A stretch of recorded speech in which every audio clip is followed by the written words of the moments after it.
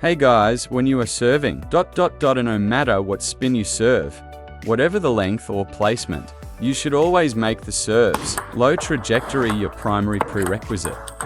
When the opponent receives your serve, they really aren't most afraid of how heavy your spin is, nor do they care how well you vary your left and right placements. What are they most afraid of? No matter what serve you execute, they can't generate power. This is what they fear the most, especially for higher level players, closer to professional athletes. Their requirements for the serve's trajectory are exceptionally high. Because the lower the trajectory, the more the opponent must play safely when receiving. The safer they play, the lower their return and quality. The difficulty of your third ball attack will similarly decrease. So today, I will teach you 3 methods. To keep every single serve of yours very low. What is the first issue we'll discuss? Actually, a lot of when you are about to serve, you feel anxious, right? Too eager to just send the ball over the net. So this anxiety of yours, where does it concentrate?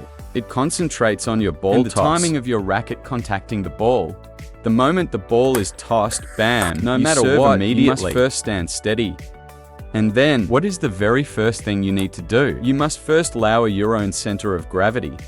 No matter what serve I'm executing. If I serve a hook serve, see? Regardless of anything, the center of gravity drops first. Then this ball will be low. For spin and power, the center of gravity drops first. When the center of gravity drops first, for long fast serves, it's even more crucial. Lower your center of gravity, and the ball will be low. It's the same for the fast push serve. Lower the center of gravity. Only then can the ball stay low. So you absolutely must lower your center of gravity. This is a very crucial point. Under the prerequisite of a low center of gravity, the exact moment you contact the ball, what do you need to do?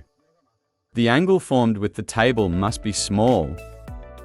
Many friends might find this hard to understand. What does a small angle formed with the table mean? Let's treat the table surface as a horizontal plane. If our contact point is up here, look, the angle formed by this position and the table will be large. It's already 60 degrees but if we lower the contact point, the angle formed from here to the table becomes small. It might only be 20 or 30 degrees. So, instead of learning about the angle, the specific degree of the angle, directly learn. When the ball drops, the closer it drops to the table, the exact moment the closer your distance to the table is, then the lower you can serve this ball. The higher and further your contact point is from the table, the easier it is to pop the serve high. If you contact it from a position closer to the table, see, from a position closer to the table. Once we have this contact then point, we'll talk about the second point. When many of you are serving, during your backswing, I want to point out an issue to everyone. What is the issue? You like to lift your racket upwards. For many serves, you like to open your racket. By lifting it upwards. When you open upwards, it becomes very easy. Let me demonstrate with a high serve. This ball popped up high. This ball is definitely already popped up high, including the reverse pendulum serve. This ball popped up too, serving underspin. The reason it pops up lies in what? It's because once my hand is raised high, then when I want to chop this ball downwards, you easily create a top-down, very large amount of force, which is equivalent to the force applied to the first bounce of your serve. What kind of force are you giving it? You are smashing it down. See? The more top-down, the greater the impact force on the first bounce. The greater the impact, the higher it will bounce. So how can we reduce the impact force of this first bounce on the table? What should we do? That means making our overall power generation reduce its vertical up and down amplitude. We need to increase the back to front motion. In other words, you must pay close attention to your backswing. If your upward backswing is minimized, then ultimately when you serve, its vertical fluctuation will be small. If you only think about the final moment of contact. I shouldn't chop down too much or scoop up too much. But if your backswing is high, look, no matter what you do, as long as the backswing is high, will be very difficult. So the backswing must be low. Look, did everyone see that? When the ball is tossed, my hand didn't go up with it. My hand feels like it's waiting below the ball. I'm waiting below the ball to catch it. Everyone look. Look over there. It just glides right over the net. Look. Right? Did you see my hand rise? No, when I want to load power, where do I load it? I load it backwards. Look, I load it backwards a bit. Same for the reverse pendulum. Did I lift it up at the beginning?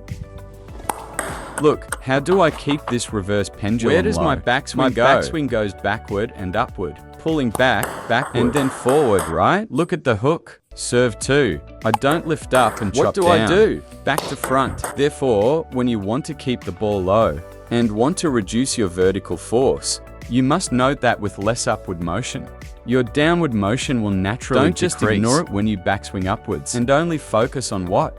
On the moment after contact. Making your follow-through low and flat is useless. You intentionally backswing and then only think about the moment of contact. This is the second point, the issue of vertical fluctuation. Draw your backswing more backwards. Your serve is a process of back to front, from loading to executing power. Right? Serving with a relatively small vertical fluctuation is the only way to keep the ball low. First is the contact position, the contact point. Second is what? The amplitude. And the third, of the backswing, when we are generating power. As our hand knows, cannot completely control this ball on its own. For all our strokes, whether looping or hitting, or serving or pushing short, what do we have to do? Under the premise of a low center of gravity, we go even lower.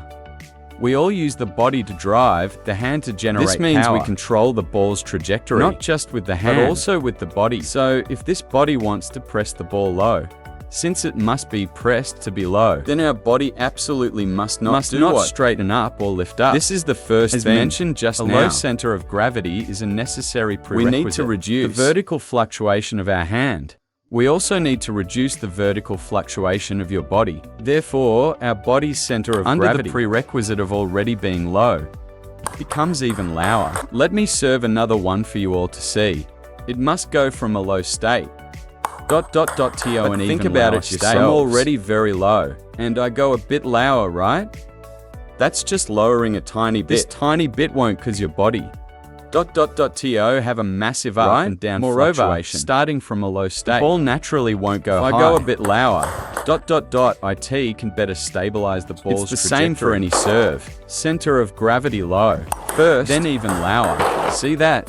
Hook serve, low first, even lower, right? Fast serve, low first, even lower. Backhand serve is also low first, even lower. Why does Overchaff only leave his head above the table when serving? Because he is too tall. If he gets stuck in the middle, neither up nor down, so he simply drops all the way down. Therefore, his body, that's how his serve can be kept low. It becomes even lower. This is the key. Concerning the center of gravity when serving. Let's summarize. Center of gravity is low, and then goes from low to even lower. Second is the contact position. The contact position must be closer to the table surface. This vertical distance must be small, and it will be low. If you serve up here, the ball will pop up. During the backswing, you can draw it lifting upwards, right? Because only by going backwards can you finally go loading phase of the entire movement. The power execution. The vertical fluctuation and down movement will be smaller. The ball. The less up and down movement, the lower the ball. This is exactly the core of a low trajectory. Do you all understand this?